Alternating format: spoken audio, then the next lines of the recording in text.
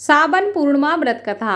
नमस्कार भाइयों बहनों, जय माँ गायत्री। आप सभी का मेरे YouTube चैनल शुभकर्मा ही अष्टों में स्वागत है। आज मैं आप सभी को अपने इस वीडियो में श्रावण पूर्णिमा व्रत कथा सुना रही हूँ। आप सभी से विनम्र निवेदन है, अगर आप मेरे चैनल पर पहली बार आए हैं तो प्लीज़ हमारे चैनल को सब्सक्राइब, वीडियो को लाइक और वीडियो को ज़्यादा से ज़्यादा शेयर अवश्य करें, ताकि आपके साथ साथ आपके अपनी भी इस कथा का लाभ ले सकें। पूर्णिमा तिथि का हिंदू धर्म में विशेष महत्व है। इसे धनदायक, संतानदायक व्रत माना जाता है। जो लोग पूरे विधि विधान से पूर्णिमा का व्रत करते हैं और पूर्णिमा के दिन चंद्रमा को अर्घ्य देते हैं, उन पर भगवान विष्णु और माता लक्ष्मी की विशेष कृपा होती है। इस व्रत को करने से व्यक्ति अपने जीवन की समस्त मनोकामनाओं को पूरा कर सकता है।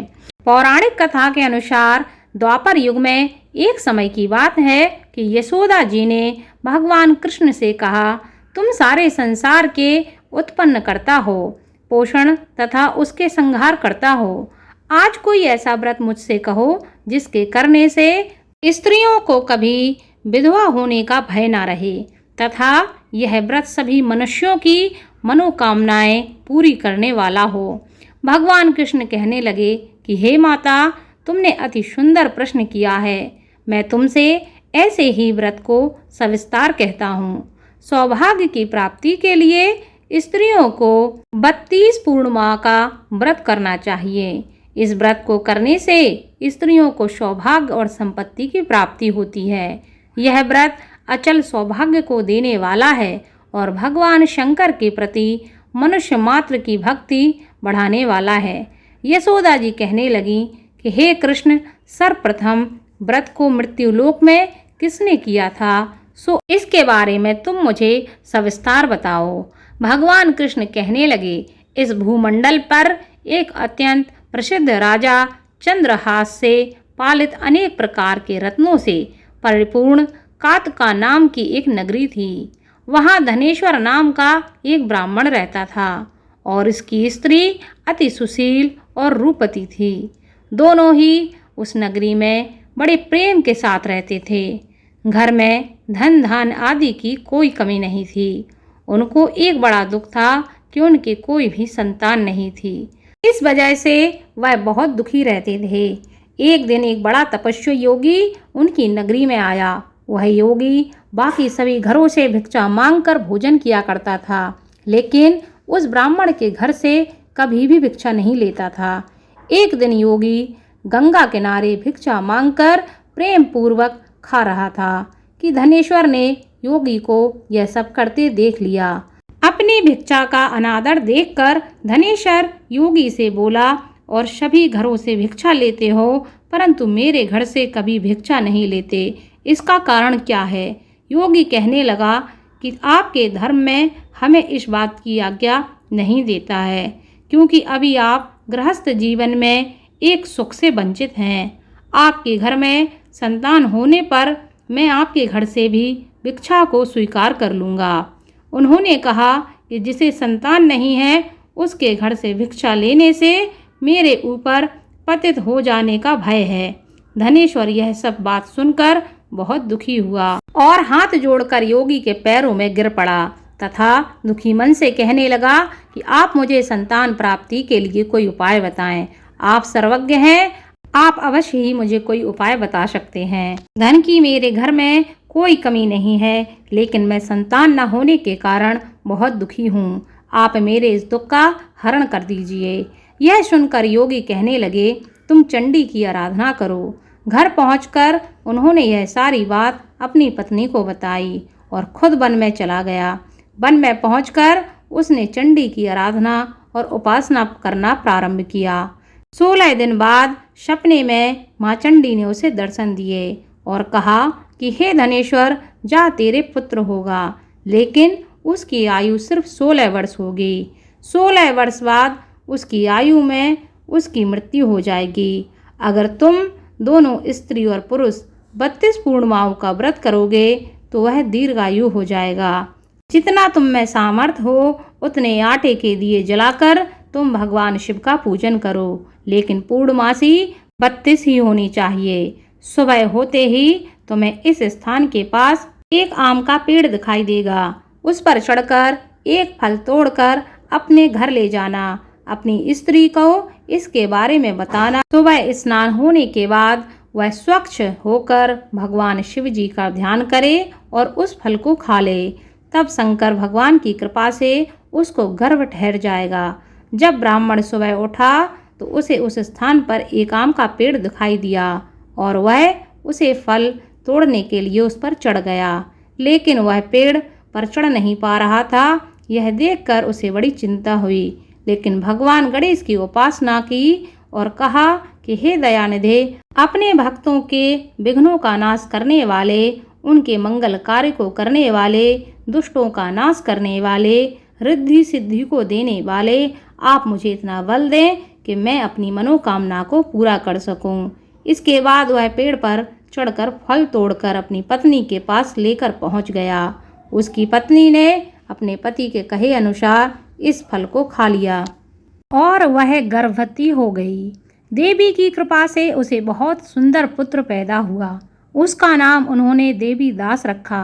भगवान की कृपा से बालक बहुत ही सुंदर था और सुशील और पढ़ाई लिखाई में भी बहुत निपुण था। दुर्गा जी के कथानुसार उसकी माता ने 32 पूर्णमासी का व्रत रखा। जैसे ही 16वां वर्ग लगा, दोनों पति पत्नी बहुत दुखी हुए, कहीं उनके पुत्र की मृत्यु ना हो जाए। उन्होंने सोचा कि अगर उनके सामने यह सब हुआ तो वह यह सब नहीं देख पाएंगे। तभी उन्होंने देवीदास के मामा को बुलाया और 1 वर्ष के लिए देवीदास को काशी में पढ़ने के लिए भेज दिया। 1 वर्ष के बाद उसे वापस लेकर आ जाना कहकर देवीदास को उसके मामा के साथ भेज दिया। देवीदास एक घोड़े पर सवार होकर चल दिया। उसके मामा को भी यह बात पता नहीं थी। दोनों पति पत्नी से 32 पूर्णमासी का व्रत पूरा किया। दूसरी तरफ मामा और भांजा दोनों रात गुजारने के लिए रास्ते में एक गांव में रुके। उस दिन उस गांव में ब्राह्मण की कन्या का विवाह होने वाला था। जिस धर्मशाला में वर की बारात रुकी थी और लोग रुके थे, उसी धर्मशाला में देवीदास और उसके मामा भी रुक गए। उधर कन्या को तेल आदि चढ़ने के बाद जब लगन का समय आया तो वर की तबीयत खराब हो गई। वर के पिता ने अपने परिवार वालों से विचार विमर्श करके कहा कि यह देवीदास मेरे पुत्र जैसा ही है, मैं इसके साथ लगन करा दूं और बाद में बाकी सारे काम मेरे बेटे के साथ पूरे हो जाएंगे।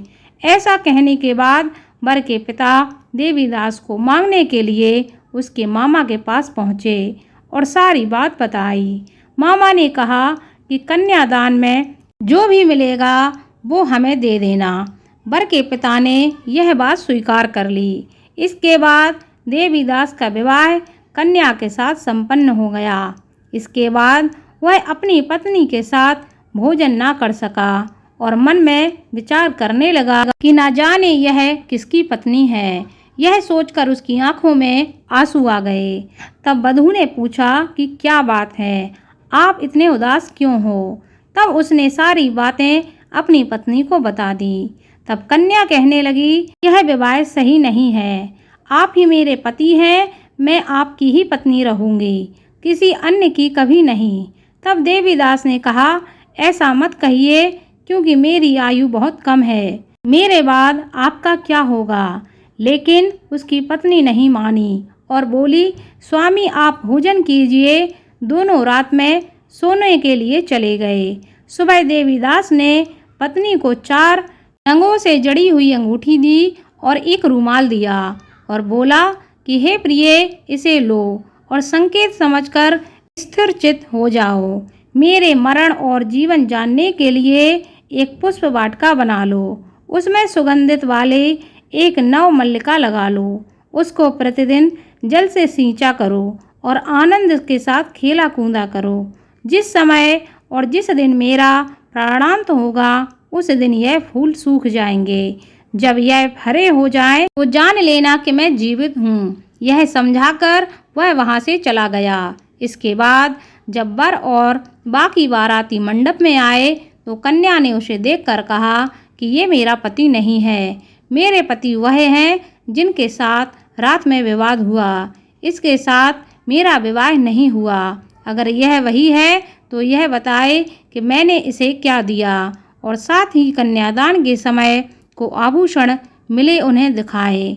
कन्या की यह सारी बातें सुनकर वह कहने लगा, मैं यह सब नहीं जानता। इसके बाद सभी बाराती अपमानित होकर वहाँ से वापस लौट गए। भगवान कृष्ण कहते हैं, माता इस प्रकार देवीदास काशी चला गया। कुछ समय बीत गया तो एक सर्प उसको डसने के लिए वहाँ आया, लेकिन वह उसको काट नहीं पाया क्योंकि उसकी माता ने पहले ही 32 पूर्णिमा का व्रत कर लिया था। इसके बाद खुद काल वहाँ पहुँचा। भगवान की कृपा से तभी वहाँ माता पार्वती और भगवान गणेश आ गए। देवीदास को मूर्छित दशा में देखकर माता पार्वती ने भगवान शिव से प्रार्थना की कि हे महाराज, इस बालक की माता ने पहले ही 32 पूर्णिमा के व्रत कर लिए हैं, इसको प्राण दे दो, इसके प्राण वापस कर दो। भगवान शिव ने माता पार्वती के कहने पर उसे प्राण दान दे दिया।